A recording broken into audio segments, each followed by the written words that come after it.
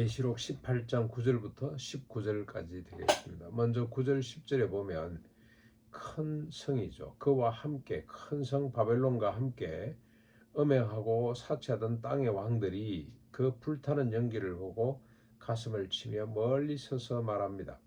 화로다 화로다, 슬프구나 슬프구나, 가련하구나 가련하구나, 그런 말이죠. 크고 견고한 성 바벨론이여, 한순간에 내 심판이 닥쳤구나 고 탄식을 하게 됩니다. 모든 세상의 군왕들이 이 바벨론처럼 되기를 원했고 바벨론을 닮아가려고 했고 허무했는데 그 성이 한순간에 무너져 내리는 것을 보고 탄식하는 거죠. 뭡니까? 왜 이 바벨론을 바라다 봤습니까? 음행하고 사치하던 왕들이기 때문에 그 성이 망할 수 있구나 이렇게 탄식하는 것이 아니고 음행과 사치가 끝났구나 그렇게 생각을 하면서 탄식을 한다는 거죠. 그 큰 성 바벨론도 한순간에 사라졌습니다. 우리가 역사적으로 다 아는 사실입니다. 왜냐? 본질이 아니기 때문에 그렇습니다. 허상이죠. 공중 누각에 지나지 않는다. 인간의 욕망을 집대성해 놓은 것이 바벨론인데 아무리 크고 화려하고 멋있어 보여도 견고해 보여도 한순간 연기처럼 사라져 버리는 것이 그게 실제입니다. 11절이 더 기가 찹니다. 땅의 상인들입니다. 군왕들이 아니고 이제는 상인들이 그를 위해 애통하는 것은 이 바벨론 성이 무너지는 것을 보고 크게 슬퍼하는데 그 이유가 뭐냐? 그들이 불쌍해서 아이고 저 어쩌냐 이게 아니고요. 그들의 상품을 살 자가 없어졌기 때문에 그렇다. 아이고 이제 장사 안 되겠구나. 큰 물주였는데 그죠? 자기의 상품을 팔아주는 그래서 큰 이득을 발생시켰던 그런 시스템이 무너졌기 때문에 애들이 좌절하게 됩니다. 큰 성 바벨론은 상품으로 사람을 사로잡고 체제를 유지해왔던 그런 조직이라고 할 수가 있겠습니다. 네, 12절 13절에 보면 이 상인들이 이 바벨론을 대상으로 돈을 벌었는데 그 물품들이 쭉 나와요. 한번 우리가 살펴볼 필요가 있습니다. 상품에 쭉 그 품목들이 나오는데 금, 은, 보석, 진주, 세마포, 자주 옷감, 비단, 붉은 옷감, 각종 향목과 각종 상아그릇, 값진 나무와 구리와 철과 대리석으로 만든 각종 그릇들, 계피, 향료, 향과 향유와 유황과 포도주, 감람료, 밀가루, 고운 밀가루, 밀소와 양과 말과 수레, 그리고 이제 마지막으로 종들과 사람의 영혼들까지 있습니다. 사람도 거래의 대상이 되고 상품으로 취급이 됐습니다. 근데 이걸 쭉 명단을 보면서 어떤 생각이 드냐면요. 이게 문화유산이라고 우리가 자랑하고 박물관에 모아놓았던 것들이구나. 박물관에 이런 것들이 모여있죠. 그리고 박물관에 모아놓지 못하는 그 향료, 붉은 옷감, 향품 이런 것들은 어디에 있습니까? 화가들의 화폭에 다 담겨져 있습니다. 그렇구나. 그래서 그 그림이 참 귀하다는 게 이런 걸 소재로 삼지 않았다는 것이 그죠. 착 쳐져버린 창기의 몸, 그리고 늘 우편을 배달해 주던 우편부, 늘 식당에서 손님들을 맞아 주었던 아줌마, 그리고 또 자연 풍경들, 주로 자연을 많이 그렸죠. 자연 풍경, 그 가운데서 일하고 있는 사람들의 모습, 가난한 사람들, 소외된 사람들, 이런 그림을 참 많이 그렸었어요. 참 다르구나 그런 생각이 듭니다만, 그래서 그가 인기가 없었겠구나. 인간의 욕망을 자극하는 것이 아니고 인간의 진실과 내면을 자극했기 때문에 사람들이 그를 무시했다는 생각이 듭니다. 아무튼 바벨론을 대상으로 장사했던 사람들의 그 돈을 벌게 했던 물품들이 쭉 나오는데 이게 다 박물관에 모여 있고 지금도 사람들은 그걸 흠모하고 있잖아요. 그래서 이 사람은 주님 오실 때까지 이게 본질을 찾거나 개선되거나 할 수 없는 존재인가 보다 그런 생각을 하게 됩니다. 14절에 물품이 또 하나 더 나와요. 바벨론아 내 영혼이 탐하던 과일이 내게서 떠났으며 맛있는 것들과 빛난 것들이 다 없어졌으니 사람들이 결코 이것들을 다시 보지 못하게 될 것이다. 먹는 거 참 좋아했던 것 같습니다. 산의 진미들, 맛있는 과일들.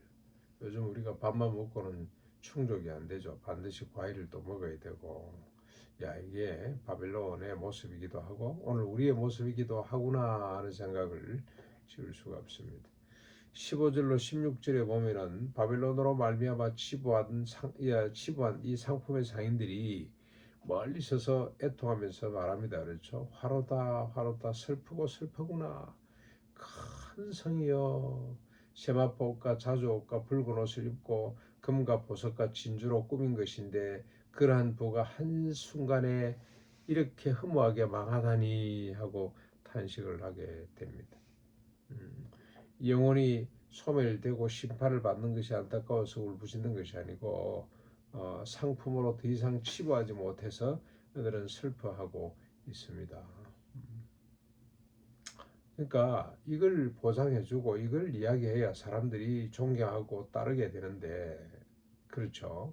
이걸 심판의 대상으로 불타없을 것으로 이야기를 하면 어찌 사람들이 따라올 수가 있겠습니까? 그래서 요즘 교회에서 사람들 모아놓은 거 보면 그래서 이제 사람이 모이다 보니까 이게 실력이 되고 권위가 되고 권세가 되고 힘이 돼요. 우리 동기 카톡방이 있는데 3,000명 들어가는 우간다인가? 거기에다가 집을 지어줘요. 큰 강당 예배당을 지어줍니다. 그랬더니 우리 동기들이 일제히 그 목사님에 대한 찬양이 그냥 도배를 해요. 야, 대단하다 대단하다. 정말로 쓰임 받구나. 위대하다 위대하다. 정말로 참 헷갈립니다. 자, 큰 성 바빌론입니다. 세마포 옷과 자주옷과 붉은 옷과 금과 진주와 보석으로 꾸미고 그러나 한순간에 무너져 내리는 연기처럼 사라져 버리는 것이 실제입니다. 마지막으로 17절 18절에 보시면 모든 선장과 각처를 다니는 승객들 선원들과 바다에서 일하는 자들이 또 멀리서 이 광경을 지켜보고 바빌론이 불타는 것을 보고 이렇게 외칩니다. 이 큰 성과 같은 성이 어디 있느냐 하며 티끌로 자기 머리에 뿌리고 울며 애통하고 외쳐 말합니다.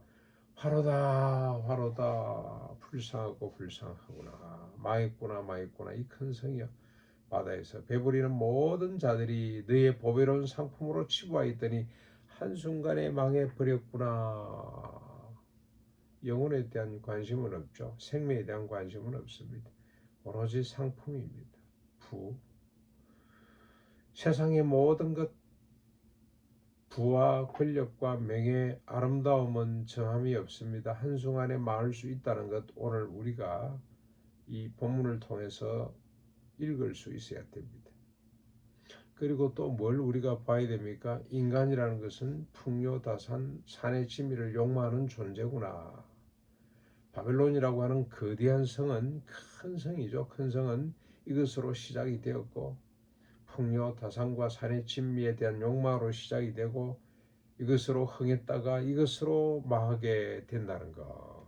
그걸 우리가 바벨론의 역사를 통해서 배우게 됩니다. 이 역사가들이 그럽니다. 바벨론이라는 성이 어떻게 저렇게 큰 성이 되었는지 그것도 불가사의하고 그 큰 성이 어쩌다가 한순간에 망했는지 그것도 불가사의한 일이라고 그럽니다. 역사가들이 그렇게 전언을 해요. 그런데 간단합니다. 바벨론은 오래 크게 갑자기 커질 수 있죠. 왜냐하면 욕망을 가장 자극했기 때문에. 근데 갑자기 망한 이유는 뭡니까? 그걸로 버텨낼 수가 없어요. 오래 있으면 더 고통스럽습니다. 더 많은 사람이 아마 그것 때문에 죽게 될 것입니다. 그래서 빨리 망하는 것이 복이었습니다. 복이었어요.